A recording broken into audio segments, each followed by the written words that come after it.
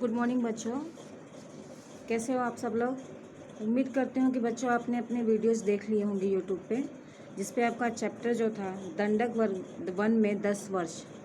और इस चैप्टर को बच्चों क्लियरली तो हमने पढ़ लिया है, बट आज मैं आपको इसकी एक्सरसाइज दे रही हूँ। अब एक्सरसाइज में बच्चों आपको एक्सरसाइज इस ढंग से दी जाएगी। पहले मैं आपको शब्दार्थ, क्वेश्चन, आंसर इन सबको एक बार रीड करके पढ़ाऊँगी, ठीक है। वो आपको पढ़ लेना है। और जब आपको होमवर्क जाता है तो होमवर्क के टाइम पे मैं आपको इस सब की पिक्स खींच के, ठीक है, जिस दिन कल के दिन मैं आपको भेज दूँगी।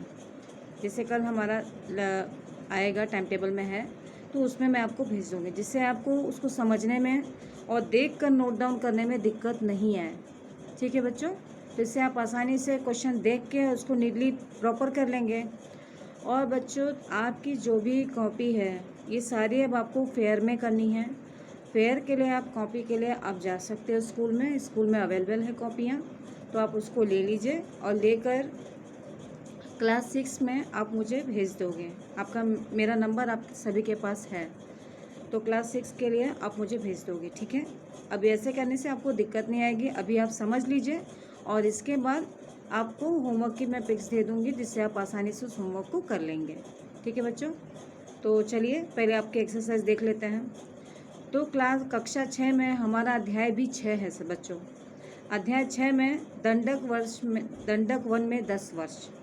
अब इसमें हमारा शब्दार्थ जो है, अगर आप चाहें तो अपनी किताब को ओपन कर सकते हैं। किताब को ओपन करने से क्या होगा, जो भी मैं शब्दार्थ मैंने आपको बता रही हूँ वो शब्दार्थ आपकी किताब में दिए, आप उसको पेंसिल से अंडरलाइन कर लीजिए। अंडरलाइन करने से जो अर्थ, उसका जो मैं अर्थ बताऊँगी वो आपको याद रहेगा। और ये अंडरलाइन करने से बच्चों ये रहेगा एटलीस्ट आज आप उसको देख तो सकोगे, एक बार पढ़ोगे, ठीक है। तो बुक सब लोग निकाल लीजिए, पेंसिल ले लीजिए एक, और पेंसिल से जो जो शब्द मैं बोलूँगी उसको आपको नीचे अंडरलाइन कर लेना है, ठीक है। तो पहला शब्द है बच्चों परिचित। परिचित का अर्थ होता है कि जानी पहचानी जगह या जाना पहचाना स्थान, ठीक है। हस्तक्षेप। हस्तक्षेप का अर्थ होता है कि अनावश्यक या उस चीज़ का अधिकार नहीं है और उसमें दखल देना या उसमें अपनी उपस्थिति दर्ज कराना, ठीक है। मायावी। मायावी शब्द हम जब कथा, सार या कुछ हम जब सुनते हैं, जैसे रामायण में हमने हर जगह पे मायावी शब्द को सुना है, इस लेसन में भी हमने कई बार मायावी शब्द को सुना है। तो इसमें बच्चों मायावी का अर्थ होता है जो माया से, माया यानी शक्ति होती है उनके पास, उस शक्ति का इस्तेमाल करके, जैसे खाली हाथ यूं करके, देखो हम रामायण में देखते थे ना कि आंखें बन के मंत्र पढ़ते और हाथ में उनकी शक्ति आ जाती है, वो गायब हो जाते हैं, दिखाई नहीं देते हैं, और अचानक से तीर तलवार सब गिरने लगते हैं। ये सब माया होती है बच्चों। तो उसको ये होता है, मायावी का अर्थ होता है कि माया रूप में होने वाला, जो माया रूप में हो सकता है वो मायावी, ठीक है। विघ्न का अर्थ होता है बच्चों बाधा, विघ्न। इसके बाद आता है दैत्यो। दैत्यो का अर्थ होता है बच्चों राक्षस। राक्षस के पास भी मायावी होता है। और जैसे हमने राम के बारे में भी उल्लेख किया है, अभी राम में भी मायावी शक्ति थी, लेकिन वो उसका दुरुपयोग नहीं होता है और राक्षस उसका दुरुपयोग करते हैं, इसीलिए उनको दंडित किया जाता है, जिसके लिए राम उनका वध करते हैं। हर आश्रम में देखो हमने पढ़ा है ना लेसन में। फिर बच्चों आता है अकारण। अकारण होता है यानी बिना कारण के। फुफकारती यानी क्रोध में फूफू करती, यानी अपने क्रोध को संयम नहीं कर पाना और जो मुंह में आया वो बड़बड़ाना, ठीक है। तो उसको क्रोध में फूफू करना, गुस्सा आता है ना, बहुत बच्चों को देखो, छोटे बच्चों को जब गुस्सा आता है तो उनके चेहरे पे दिख जाता है गुस्सा, तो वो जो दिखता है बच्चों उसी को फुफकारना कहा जाता है। हाँ बच्चों, बच्चे करते हैं ना, बच्चों का गुस्सा हमें दिख जाता है, ये आपके समझने के लिए था।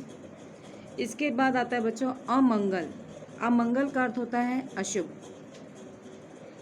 पिछलगू। पिछलगू यानी पीछे रह गए, पीछे जो साथ में, जैसे हमने लेसन में पढ़ा था ना कि कुछ राक्षस पीछे थे, आ रहे थे और बाद में वो भाग जाते हैं, तो जो पीछे से आने वाली प्रक्रिया यहाँ पे उसको पिछलगू का रूप दिया गया, पीछे से आने वाले राक्षस, ठीक है, जो पीछे लगे हों उसको पिछलगू बोलते हैं। विवरण। विवरण का अर्थ होता है बच्चों स्पष्ट करना, जैसे अब हम आपको लेसन पढ़ाते हैं, लेसन पढ़ाने के बाद उस चीज़ को एकदम क्लियरली करते हैं कि बच्चों को समझ में आए, तो मैंने क्या किया, उसको स्पष्ट किया है, क्लियर किया है कि आपको वो समझ में आए। फिर होता है बच्चों अपहरण। अपहरण का अर्थ होता है कि चुरा के ले जाना, यानी किसी की वस्तु को बिना बताए उसको छीन लेना या चुरा लेना। पौरुष यानी पुरुष की शक्ति।